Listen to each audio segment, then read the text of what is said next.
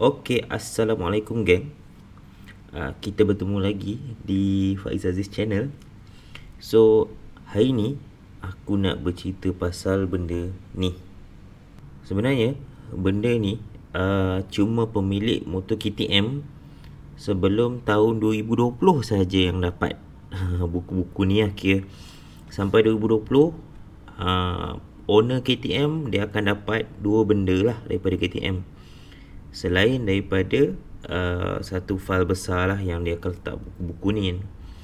Tapi benda yang paling penting sebenarnya dua benda ni lah, iaitu owner's manual dan juga service and warranty book. Dan benda ni sebenarnya pada tahun, untuk owner-owner yang baru pada tahun 2021 ataupun aku rasa 2021 ke atas lah, dah setiap buyer dah tak dapat dah buku-buku ni, disebabkan peralihan lah. Satu, untuk more environment friendly, and kedua adalah untuk kira moving into digital lah. Dunia sekarang dunia digital kan. So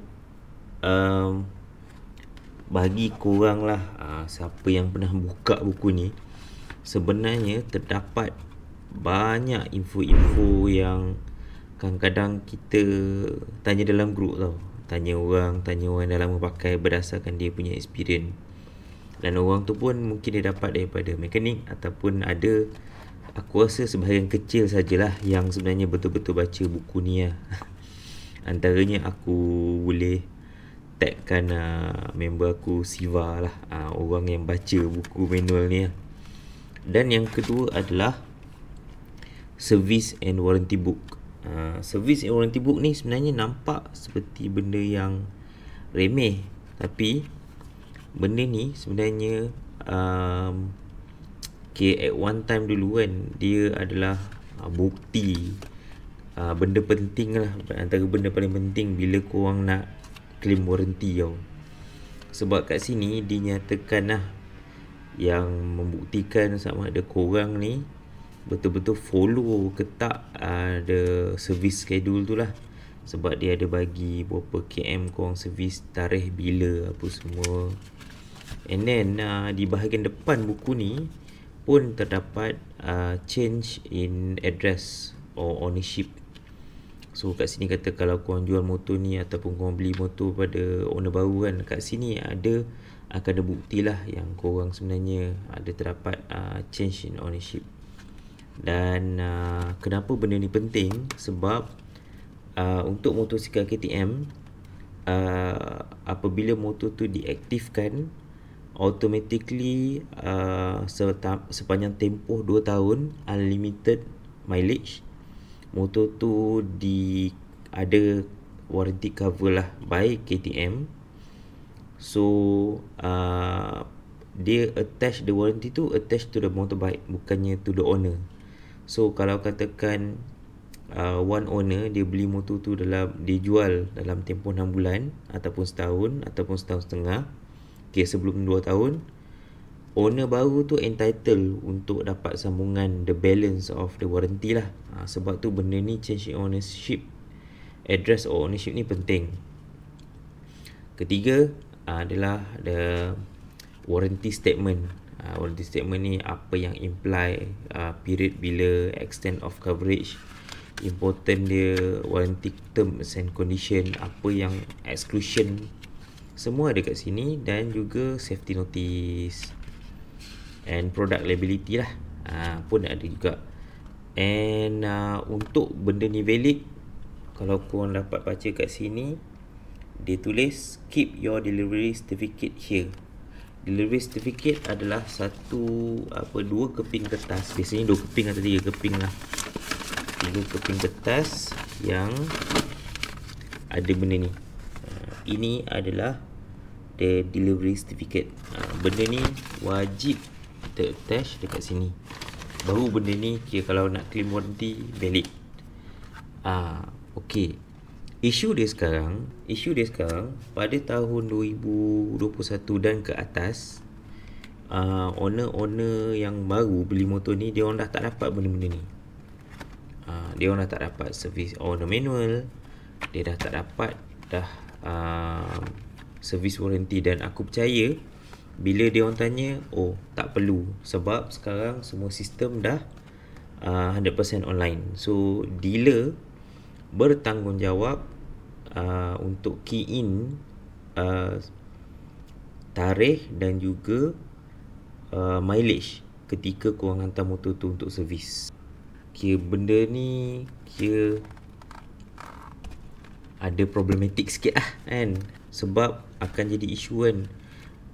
Betul ke dealer tu dia betul-betul key in korang punya data bila korang datang servis, and then macam-macam lagi lah. And then kita pun dah susah kan nak refer kepada buku ni, sebab dah tak ada, tak dapat.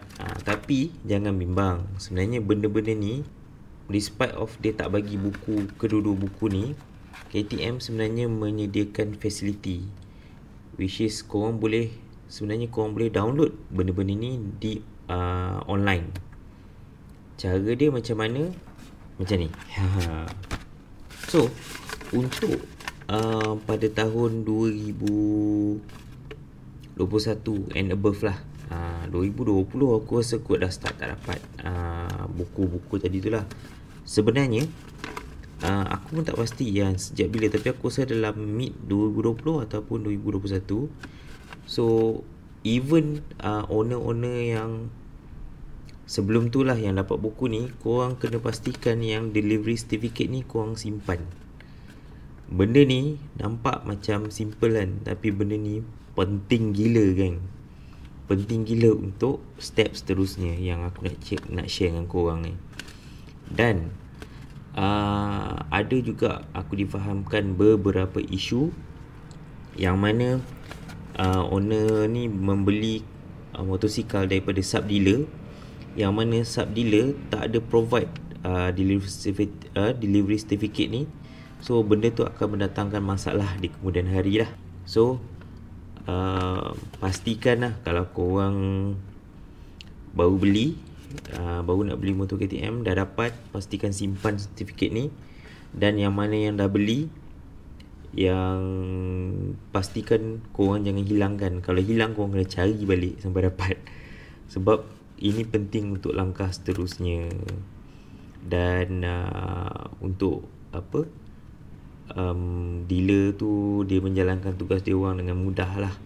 So yang pertama, untuk owner manual, pastikan korang nampak dekat sini. So aku tunjukkan So korang tengok QR code ni kan, korang tengok kat skrin sebelah ni. Okay, aku scan, automatically dia akan pergi ke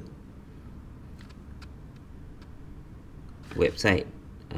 Website ni kepada owner manuals. So kat situ ada Malaysia, ada CS, ada Denmark, apa semua korang download kat situ. Dan inilah korang boleh dapat. Kan sama kan, sebiji macam buku ni kan, cuma dia dalam bentuk PDF. Dan korang boleh refer. Sebenarnya aku dah check, memang bahan-bahan dia lebih kurang sama je dengan ni. Dan step yang kedua adalah korang pergi ke website KTM, KTM Malaysia. Di bawah menu after sale, bila korang klik dekat situ, dia akan ada drop down service and safety check. Service and dekat bahagian safety and service check tu, dia akan minta dua benda, iaitu VIN number, VIN, dan delivery certificate number. VIN tu adalah nombor chassis lah. Nombor chassis ni kat mana korang nak tengok? Korang boleh tengok dekat sebelah, kalau motor KTM Duke, dekat handle sebelah kanan, dekat fork sebelah kanan tu, belakang lampu tu dia ada chassis number. Korang boleh tengok kat situ. Kalau kata macam motor KTM RC, dekat sini korang boleh tengok dekat gambar ni lah, dia ada dekat sini, korang boleh refer.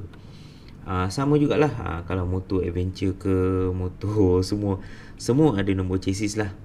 Kalau tak ada, korang boleh refer dekat bahagian ni lah, dia ada tertulis dekat sini, terang-terang dia ada tulis Aku tak boleh tunjuk lebih lah sebab benda ni PNC kan. VIN, nampak tak? VIN. So korang boleh ambil lah yang ada PNG, JPJ, 40X, yada sampai belakang. Dan nombor certificate tu, adalah 9 angka digit dekat ID ni. Sebab tu korang jangan buang benda ni. So korang masukkan kedua-dua nombor ni lah. So korang boleh tengok paparan dekat sebelah ni. Nampak tak dia keluar? KTM Duke 390 Silver CKD model year 2021. Dekat bawah tu ada menunjukkan tarikh, tarikh dan mileage bila aku pergi buat servis. Macam motor aku ni tak sampai lagi 10,000. 4,357 pada 21/11/2022. So kat sini katakanlah kalau korang pergi buat servis 2-3 minggu, korang check tak ada lagi, korang boleh call the dealer ataupun authorized service workshop, minta dia orang key in kan data-data ni lah. And sebabkan benda tu lah yang aku selalu emphasize, kalau apa-apa pun make sure korang simpan resip korang pergi buat servis tu tau. Sebab benda tu semua bukti lah. Kalau kata dealer tu, dia bukannya dia ingat kita semua, betul tak? Dia pun nak servis ramai orang kan. So kalau kata dia lupa, korang boleh ingatkan dia lah, pada tarikh sekian-sekian kau bagi bukti resip korang lah. So itu saja untuk video aku pada hari ni. Kita akan berjumpa dalam video akan datang. So aku harap kalau korang rasa video aku ni bermanfaat, mohon like dan share banyak-banyak, komen kalau korang ada persoalan yang aku akan cuba jawab. And then itu saja. Terima kasih. Assalamualaikum.